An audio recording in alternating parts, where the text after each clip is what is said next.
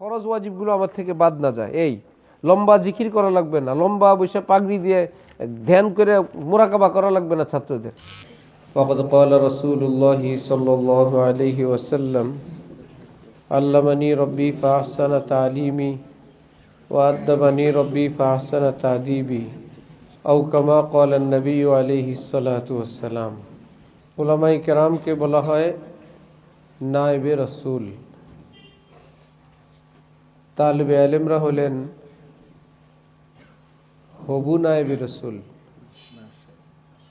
নায়েবে রাসূল হতে যারা ইচ্ছুক, আগ্রহী। অনেক বড় একজন বুজুর্গ ছিলেন আরিফ বিল্লাহ হযরত মাওলানা শাহ হাকিম মোহাম্মদ আখতার সাহেব রহমতুল্লাহি আলাইহি। হযরতওয়ালা করাচির হযরত নামে এই দেশে প্রসিদ্ধ আমাদের দাদা হযরত। তিনি বলতেন, পাখির বাচ্চা জন্মের পরে কিচিরমিচির করে আর উপরের দিকে তাকায়, গরুর বাছুর জন্মের পরে নিচের দিকে তাকায় থাকে।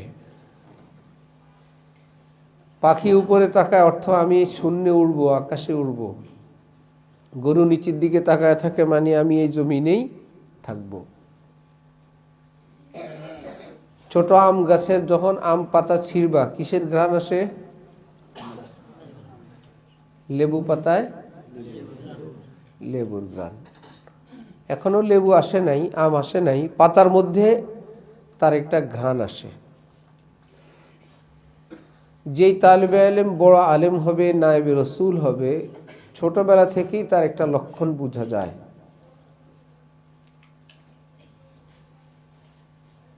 আর যেটা নষ্ট হয়ে যাবে, এইভাবে চলতে থাকলে নষ্ট হবে, এটা তাও বোঝা যায়।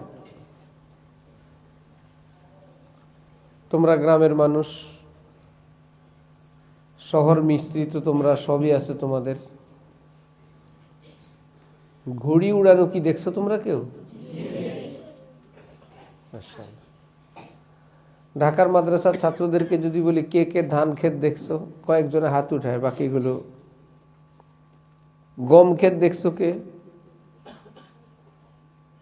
চেরাক বললে বলে চেরাক কি, হারিকেন বললে বলে হারিকেন কি। বুঝে আসছে? এমন ভদ্রলোক আম গাছ কেমন তাও দেখে নাই, কাঁঠাল গাছও দেখে নাই, এরকম বহু ছাত্র। আমি ভাবছি একটা হারিকেন কিনা আমার বাসায় নিয়ে বাচ্চা করে দেখাবো যে হারিকেন এইটারে বলে। হারিকেন দেখেই নি জীবনে। তোমরাও হারাই ফেলবা এখন। ঘুড়ি উড়ায় যখন, যেই ঘুড়িটার রশি মালিকের হাতে থাকে, এই ঘুড়িটার চেহারা সুরত একরকম থাকে।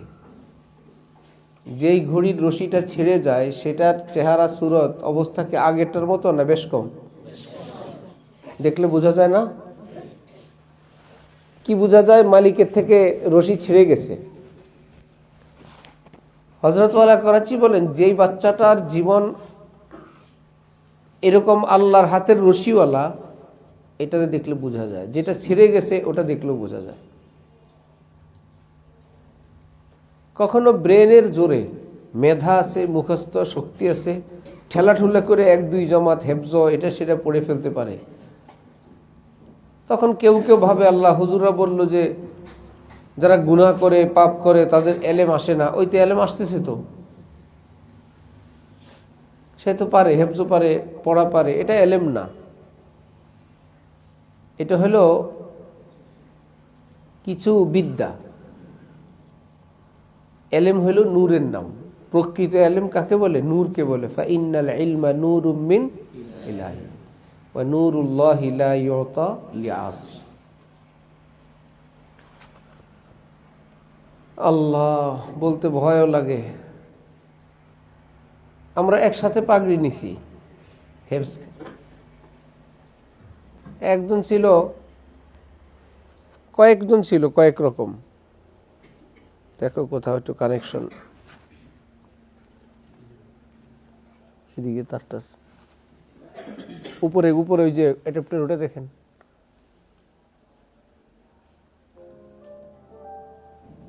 আসছে?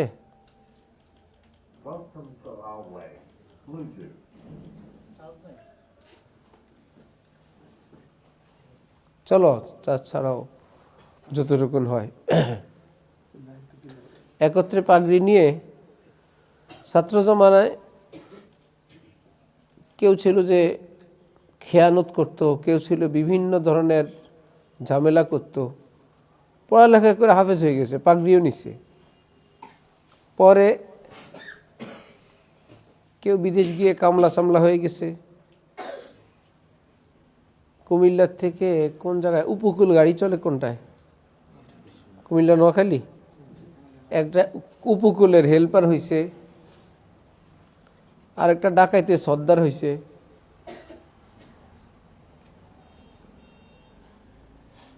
সব কিছুর একটা অ্যাকশন আছে। ছোট মানুষ কিছু বুঝে না, আগুনে হাত দিলে পড়া যাবে কিনা, কিছু তো বুঝে না। আমাদের এক আত্মীয়,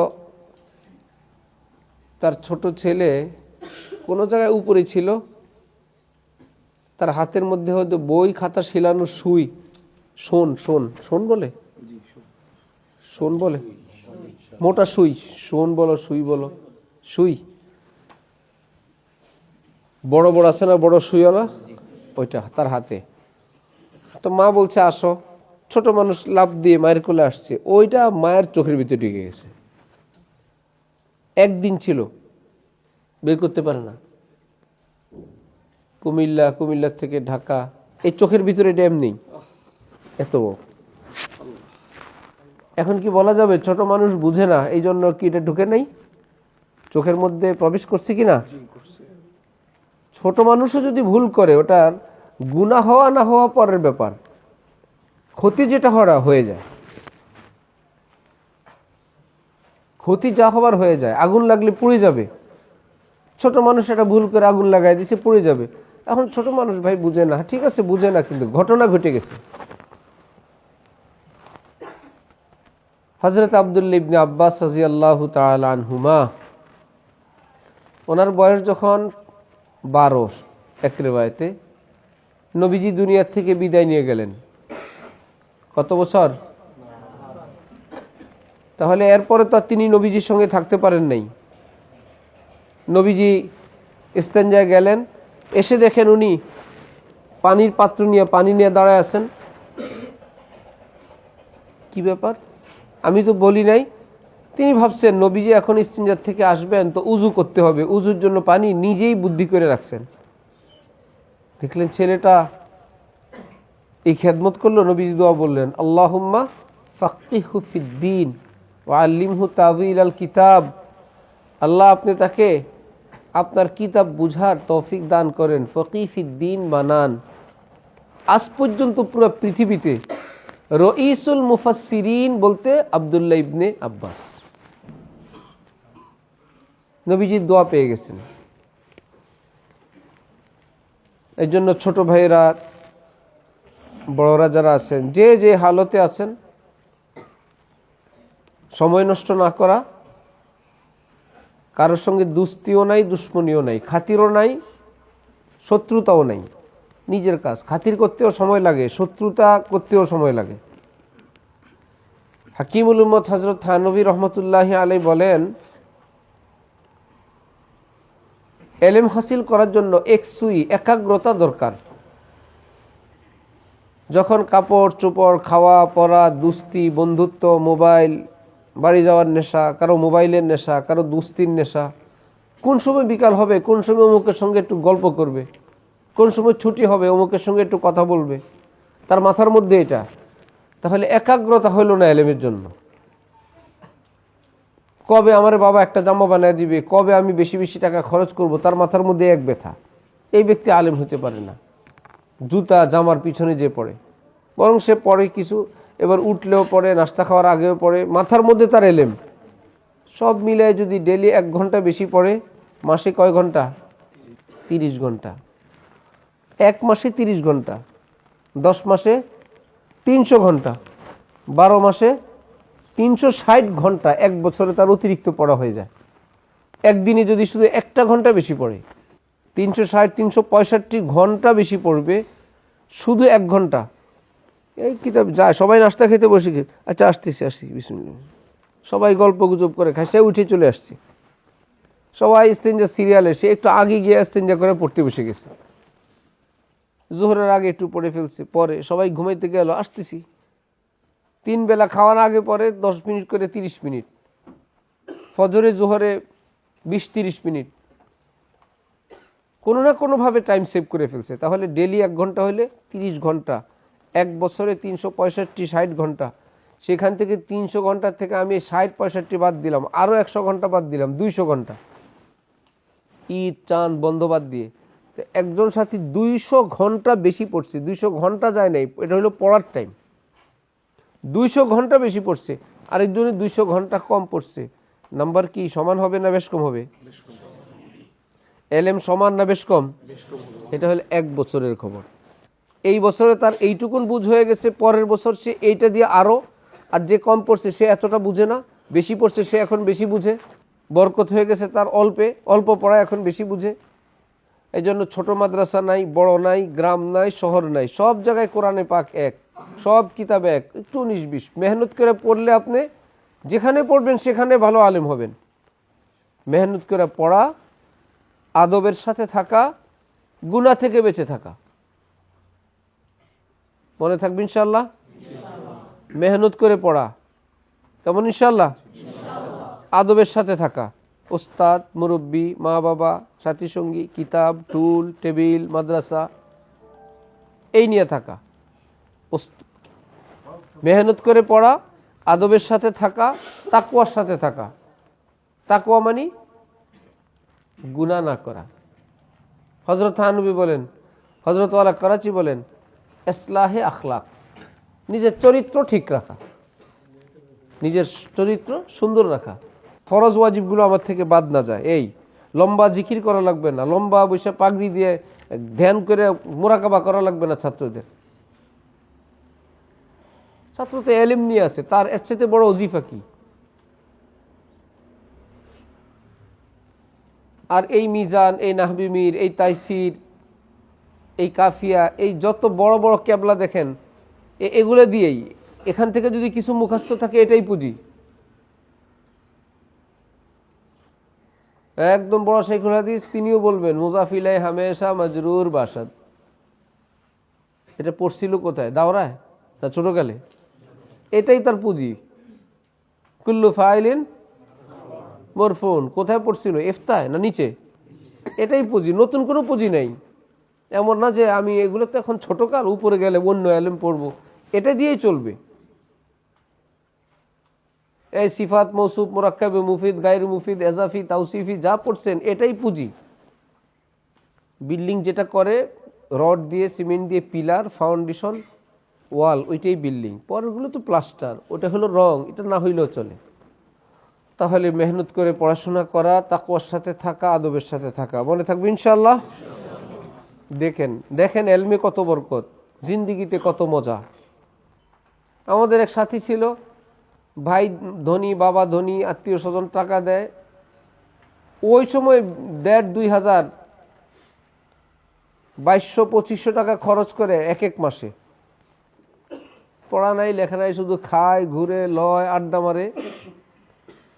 পড়ালেখা যেহেতু করে নাই, ফারেক হওয়ার পর খেদমত হয়েছে এক জায়গায় 1,300 টাকা ওজিফা। পড়ালেখা করার সময় খরচ করছে 2,200 টাকা, আর খেদমত হয়েছে কয়শো টাকা? পুঁজিও তো উঠবো না সারা জীবনে। বিদেশ যায় যে বিদেশ যাওয়ার টাকা উঠাইতে থাকবো না, ওই টাকাও তো উঠবো না। আরেকটা কথা মনে রাখবেন, আপনাদের আমাদের ছাত্রদের 2টা যুগ, একটা ছাত্র জীবন, একটা কর্মজীবন। ঠিক আছে? অনেকে ভয় পায় আমরা কি করব, বড় হলে কি করব। কিচ্ছু করা লাগবে না, শুধু মেহনত টুকুন করে পড়ে বসে থাকেন।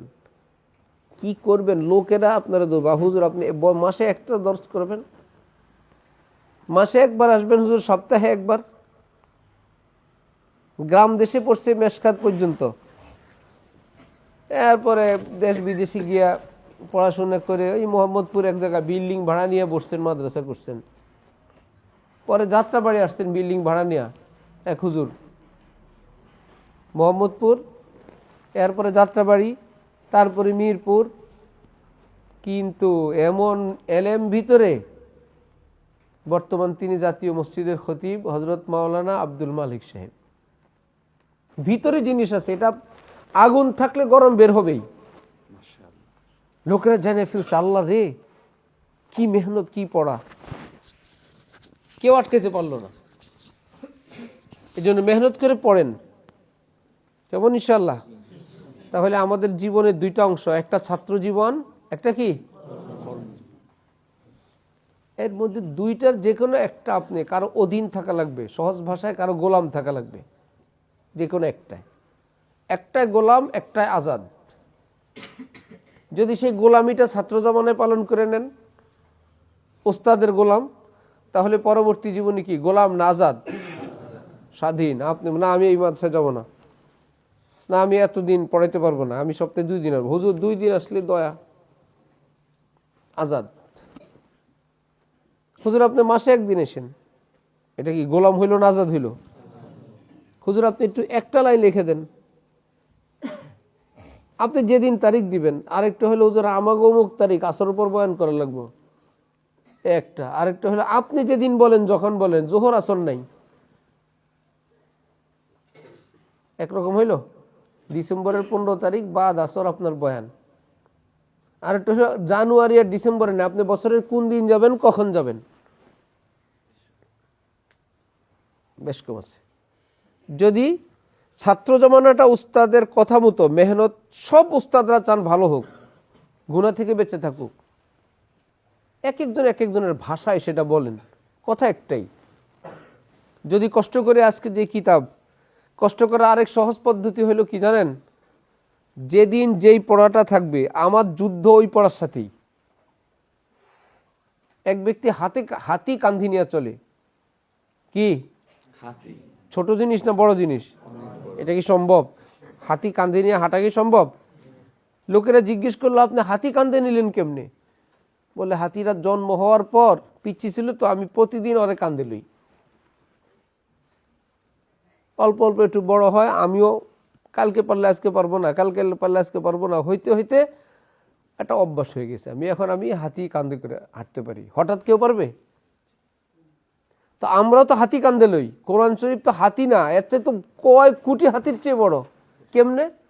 প্রতিদিন অল্প অল্প অল্প অল্প অল্প অল্প করে কান্দি নিয়ে 30 পারা কোরআন নিয়ে হাফেজ সাহেব হাঁটে, সুবহানাল্লাহ।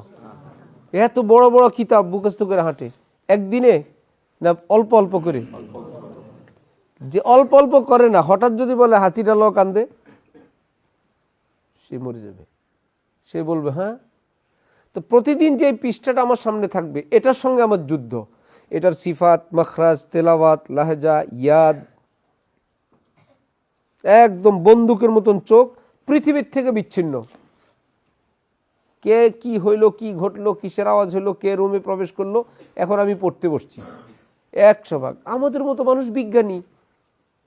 বিজ্ঞানীরা কি আলাদা কোনো মায়ের ঘরে জন্ম হয়? কথা বলেন। এরা কি আসমানে জন্ম হয়? এরা কি এই পৃথিবীর খাবারের বাইরে কিছু খায়? তাগো মাথায় কি হয়েছে, আমাগোটা কি হয়েছে? কাজে না লাগাইলে এরকম বোতা হয়ে যাবেন। একই এলাকার মানুষ, একজনে দস্তখত করে অর্ডার করে, আরেকজনে মাটি কাটে। যে মাটি কাটে তোর কি হয়েছে, হাত পা তো একই রকম, এই ব্রেনটাকে কাজে লাগাই নেই, খাও শ্রমিকগিরি করে খাও। আরেকজনে ছুটি এঁকে দেয়, বলে দেয়, অর্ডার দিয়ে দেয়। পৃথিবীর বহু দেশের ব্যবসায়ীরা ব্যবসা করে বিদেশে বসে, বাংলাদেশ সহ পৃথিবী এমন এমন কোম্পানি আছে বাংলাদেশে একবারও আসে নাই। ওখানে বসে তার এখানে দোকান ভাড়া নেয়, অ্যাডভান্স দেয়, কর্মচারী রাখে, মাল কিনে বিক্রি করে, বেতন দেয়, লাভ তার ঘরে পুষতেছে। বাঙালি মতন এত বাটপার, এত শয়তান, ওরা কিছু করতে পারে না। ওখানে বসে ওকে মনিটরিং করে। এটা কি ব্রেনকে এরকম ছেড়ে দেওয়ার দ্বারা না, কাজে লাগানোর দ্বারা? আপনার আমার কি হইলো? আমরা জুতার ফ্যাক্টরি বানাইতে যাব না, পাপুসের কারখানা বানাইতে যাব না, আমরা তো মোবাইল ইঞ্জিনিয়ার হব না। আমরা যেই জগতে আসছি ওই জগতের ইঞ্জিনিয়ার হন, এই জগতের বিজ্ঞানী হন। অথচ আমাদের মাথায় বিজ্ঞানী ঢুকে, আমি যদি সেই বিজ্ঞানী হতে পারতাম, আমি যদি ওই বিজ্ঞানী। এটা হলো একটা শয়তানি। আপনি এই বিজ্ঞানী হন, শুধু কোরআন শরীফের বিজ্ঞানী হন। 30 পারা মুখস্থ মানে যে যখন যেটা বলবেন সাথে সাথে বলে দিবে, মুসাব্বার আয়াতগুলো বলে দিবে। নাহুর উপরে বিজ্ঞানী হন, সরফের উপর বিজ্ঞানী হন, হাতের লেখাওয়ালা হন। মিয়া হাতে পায়ে ধরবে, হুজুর একটা লাইন লিখে দিন, শুধু মাদ্রাসার নাম লিখে দেন, 5,000 টাকা। একটা লাইন লিখে দিবেন, 5,000 টাকা কলম দিয়ে। একজনের কিতাব লিখছে, শুধু আপনি একবার পড়ে দিবেন ঠিক আছে কিনা, 50,000, 1,00,000 টাকা। কিতাব ছাপবে লাইব্রেরিওয়ালারা, কেউ শেষমেশ আপনি এক নজর দেখে দিবেন। একজন আছে ঢাকায় 2 লাখ 3 লাখ টাকা বেতন। যে যেটার ধরবেন, হেফজ পড়েন, কারি সাহেব হন, সিফাত শিখান, মাখরাজ শিখান, যা আমি এটার উপর পিএইচডি করব, আমি এটার উপর বিজ্ঞানী হব। আল্লাহ তৌফিক দান করেন যদি মেহনত করে পড়ে। আর যদি আজকেও হেলায় দুলায়, কালকেও হেলায় দুলায়, সবাই হাসে রসে, মজায় মজায় দিন গেল, না লিখতে পারে, না পড়তে পারে, না এবারত পড়তে পারে, একটা গায়ে গত একটা মানুষ আছে আর কি। এভাবে আলেম হবে না। আপনার মধ্যেই 2-1 জন দেখবেন দুষ্টামি, মজা, খেলা, খাওয়া দাওয়া আছে, কিন্তু তালে পাগল, যাতে মাতাল তালে ঠিক বলে না, সে কিন্তু পড়ায়াত করে ফেলে। একত্রেই থাকে, সে কিন্তু পড়া মুখস্থ করে ফেলে। আপনিও তার সাথে একত্রে থাকেন, শুধু পড়াটা মুখস্থ করা হয় নাই।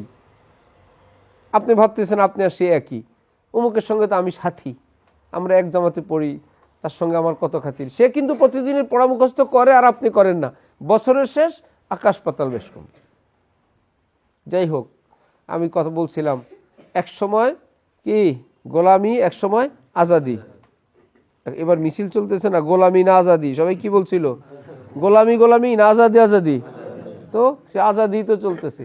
যদি ছাত্র জমানায় কষ্ট করে গোলামি করেন, পৃথিবীর কারো না, উস্তাদের, অসুবিধা কি? হযরত আলী তো বলছেন, আনা আব্দুমান আল্লামানি হরফান, যে আমাকে একটা হরফ পড়াইলো, আমি তার গোলাম। উস্তাদের গোলাম বলছেন। উস্তাদ বলে পড়ো পড়ো, উস্তাদজি বলছেন এতটায় অমুক জায়গায় থাকতে, কেউ নাই, সে আছে, গোলাম আছে। এতটায় ঘুমায় পড়তে, গোলাম ঘুমায় পড়ছে। এতটায় খাওয়া শেষ করতে, যে করুক আর না করুক, অমুকে শেষ করে ফেলছে, সে গোলাম, উস্তাদের কথার গোলাম। উস্তাদ বলছেন এই কাজ করবা, করে ফেলছে। সাথীরা কে করে? যারা স্বাধীন তারা তো করবে না, যারা আজাদ তারা তো বলবে না, আরে হুজুর বলছে করো, আরে ভালো লাগে না, তুই কর, তুই যা, তুই পড়। তারা করে না, তারা আজাদ থাকে। তো একজনে কি করে? উস্তাদের গোলামি করে। 5 জন উস্তাদের গোলামি করে, যা বলে তাই করে, বসে থাকতে বলে বসে থাকে। এই কাজটা করে ফেল, দস্তরখানে উঠাও, অমুকটা ঝাড়ু দাও, দিয়ে ফেলছে, শুধু গোলামি করে। এমন আজাদ আল্লাহ তাকে বানাবেন। আজকে যারা আজাদ, উস্তাদের কথা শুনে না, কি হবে জানেন? দাওরা শেষ হলে চিন্তা করো, যে পড়ালেখা করছি, নুরানি ট্রেনিং দেওয়া ছাড়া তো উপায় নেই।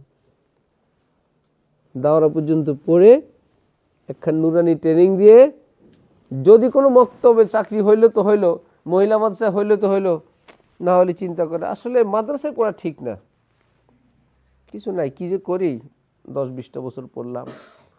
ভাই দেখেন তো কোনো চাকরি বাকরি, এর কাছে যায়, অমুকের কাছে যায়, নাকি ঢাকায় গিয়ে কোনো মুয়াজ্জিনি টুয়াজ্জিনি খুঁজবো, না মোবাইলের কাজ শিখবো। এটা কি আজাদি হইলো না গোলামি হইলো? কষ্ট মষ্টে এক জায়গায় খেদমত হয়েছে, খেদমত কমিটি বলে দিছে, নাই আপনি সারাদিন থাকবেন এখানে। ঢাকায় এক মসজিদের ইমাম সাহেবরে কমিটির লোক বলে দিছে, জামাতে 10 মিনিট আগে জায়গাতে এসে বসে থাকবেন। তো বেটা ডরে ডরে গিয়ে এমনি গিয়ে বসে থাকে, কমিটি বলছে। আজাদি হইলো না গোলামি হইলো? 10 মিনিট আগে দমকের চোটে পায়জামা খুলে ফেলার দরকার বেটা, 10 মিনিট আমার সময় মতন আমি আসবো, মসজিদের খেদমত করি, তোর চাকরি করি বেটা। মাশাআল্লাহ মাশাআল্লাহ। আলেমী দিন যদি হয়, সাহস আছে কোনো কমিটির বলা 10 মিনিট আগে বসে থাকবেন? যখনই এলেম কালাম থাকবে না, তখন এই গোলামি।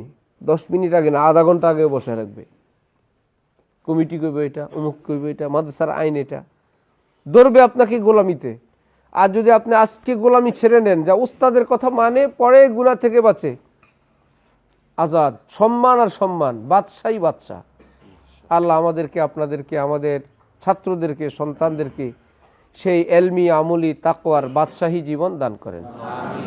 ওয়া আখিরু দাওয়ানা আলহামদুলিল্লাহি রাব্বিল আলামিন। মাশাআল্লাহ, জাযাকাল্লাহ। আলহামদুলিল্লাহ রাব্বিল আলামিন। আসসালাতু ওয়াসসালাম।